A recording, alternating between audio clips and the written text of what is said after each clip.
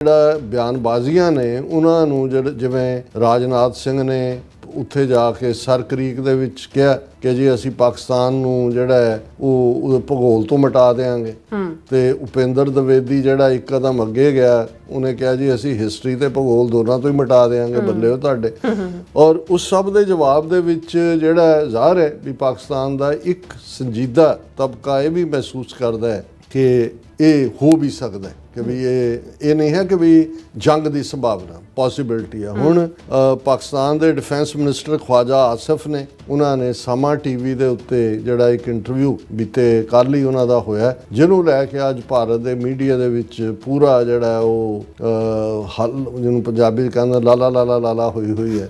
ਹੁਣ ਲਾਲਾ ਲਾਲਾ ਕੀ ਹੈ, ਉਸ ਦੇ ਵਿੱਚ ਜਿਹੜੀਆਂ ਗੱਲਾਂ ਜਿਹੜੀਆਂ ਨੇ ਉਹਨਾਂ ਨੇ ਖਵਾਜਾ ਆਸਿਫ ਸਾਹਿਬ ਨੇ ਕਹੀਆਂ, ਉਹਨਾਂ ਨੇ ਭਾਰਤ ਦੇ ਵਿੱਚ ਹੈਡਲਾਈਨਸ ਬਣਾ ਦਿੱਤੀਆਂ।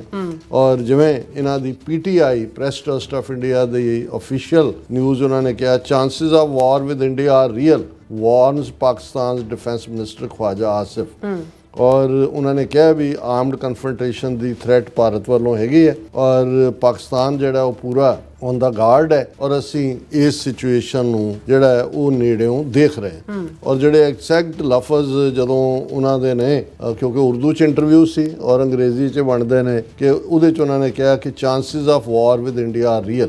ਕਿਉਂਕਿ ਉਹ ਪੁੱਛ ਰਿਹਾ ਕਿ ਵੀ ਕੀ ਇਹ ਐਵੇਂ ਗਿੱਦੜ ਭਪਕੀਆਂ ਨੇ, ਜਾਂ ਉਹ ਕਹਿੰਦੇ ਨਹੀਂ, ਇਹਦੇ ਚਾਂਸਿਸ ਰੀਅਲ ਨੇ। ਉਹਨਾਂ ਨੇ ਨਾਲ ਦੀ ਨਾਲ ਇਹ ਕਿਹਾ ਕਿ I do not want escalation but the risks are real and I am not denying that, ਕਿ ਵੀ ਮੈਂ ਕੁਛ ਐਸਾ ਵੀ ਨਹੀਂ ਕਹਿਣਾ ਚਾਹੁੰਦਾ ਕਿ ਵੀ ਉਹ ਬਲਦੀ ਦੇ ਉੱਤੇ ਤੇਲ ਦਾ ਕੰਮ ਹੋਏ, ਪਰ ਜਿਹੜਾ ਮੈਂ ਇਹਨੂੰ ਡਿਨਾਈ ਨਹੀਂ। If it comes to war, God willing, we will achieve a better result than before. ਉਹਨਾਂ ਨੇ ਕਿਹਾ ਵੀ ਜੇ ਆ ਹੀ ਗਿਆ ਜੰਗ ਤੇ ਫਿਰ ਇਨਸ਼ਾਅੱਲਾ ਅਸੀਂ ਪਹਿਲਾਂ ਨਾਲੋਂ ਜ਼ਿਆਦਾ ਗੋਲ ਠੋਕਾਂਗੇ। ਜ਼ਾਹਰ ਹੈ 6-0 ਦੀ ਗੱਲ ਵੀ ਹੋ ਚੁੱਕੀ ਹੈ।